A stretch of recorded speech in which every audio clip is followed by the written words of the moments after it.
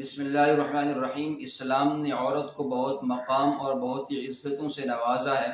اگر عورت نیک بیوی کی صورت میں ہے تو دنیا کا بہترین اثاثہ اور بہترین سرمایہ ہے۔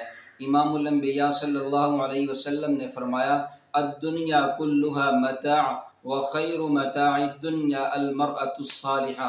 ساری کی ساری دنیا اثاثہ اور سرمایہ ہے۔ دنیا کا بہترین سرمایہ نیک بیوی ہے۔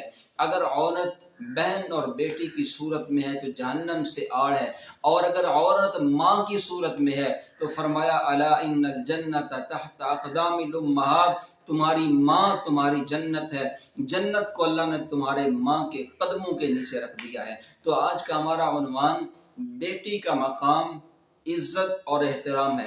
اللہ نے قرآن مقدس کے اندر جہاں تخلیق مذکر و مؤنث کا ذکر کیا تو وہاں اللہ سب سے پہلے مؤنث کا تذکرہ کرتے ہیں، لڑکی کا ذکر سب سے پہلے، بیٹی کا ذکر سب سے پہلے۔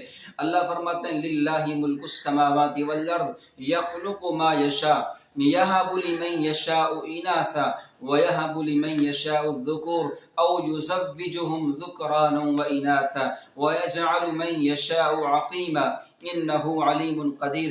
رب کائنات فرماتے ہیں اللہ جسے چاہتا ہے بیٹیوں سے نوازتا ہے، جسے چاہتا ہے بیٹوں سے نوازتا ہے، جسے چاہتا ہے بیٹوں اور بیٹیوں دونوں سے نوازتا ہے، اور اللہ جسے چاہتا ہے کچھ بھی نہیں دیتا۔ اللہ ہر چیز پہ قادر ہے۔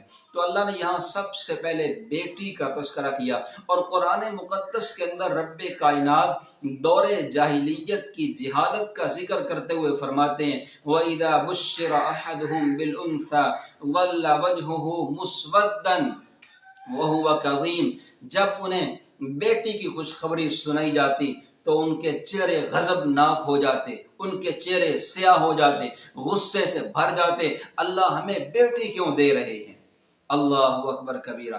دور جاہلیت میں بیٹی کو زندہ درگور کر دیا جاتا تھا، زندہ زمین میں گاڑ دیا جاتا تھا، اور موجودہ دور کی جہالت یہ ہے کہ بیٹی کی خبر سنتے ہی بیٹی کو ماں کے پیٹ میں ختم کروا دیا جاتا ہے، بچی کو ماں کے پیٹ میں ختم کروا دیا جاتا ہے۔ نہیں لوگو سنو امام الانبیاء صلی اللہ علیہ وسلم کا فرمان ذیشان، بیٹی کتنی پیاری اور کتنی عظیم چیز ہے۔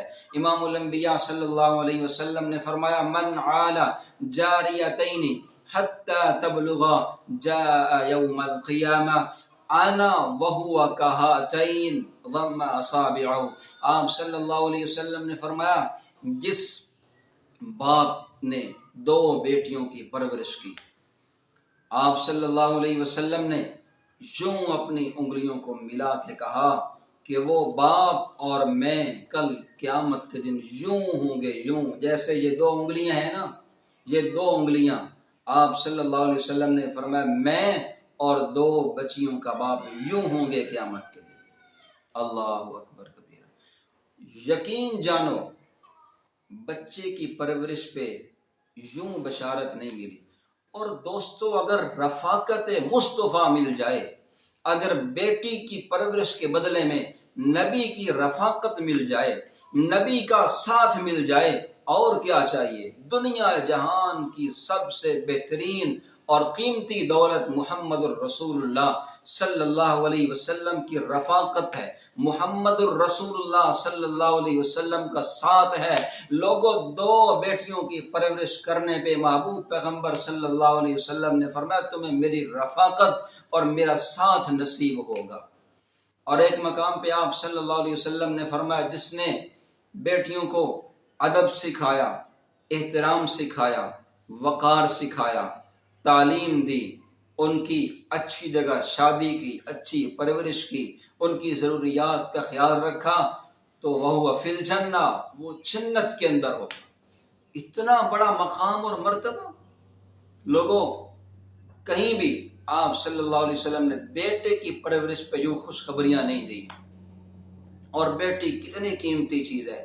آپ صلی اللہ علیہ وسلم جب بیٹی کی خبر سنتے ہیں تو چہرہ خوشی سے چمک اٹھتا ہے، دمک اٹھتا ہے نبی کا چہرہ۔